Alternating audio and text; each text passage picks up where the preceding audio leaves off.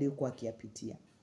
Tunaposoma kitabu cha Luka sura ya 1 mstari wa 37, neno la Mungu linasema kwa kuwa kwa Mungu hakuna lisilowezekana. Inamaanisha kwamba Mungu anaweza mambo yote. Ni nini kinakusibu?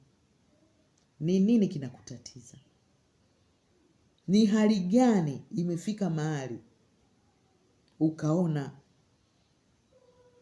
Mungu hawezi? Ukaanza kumwekea mashaka, ukamwekea mipaka. Ninaomba uinuka kwa upya leo. Tambua Mungu anaweza mambo yote. Hakuna lisilowezekana mbele za Mungu. Hata hilo ulonalo Mungu anaweza. Nimemuona Mungu akiniwezesha katika nyakati ngumu za udhaifu, katika nyakati ngumu za kupungukiwa, katika nyakati ngumu nilizopitia, majaribu na changamoto za maisha. Nimemuona Mungu akinipitisha na akanivusha salama.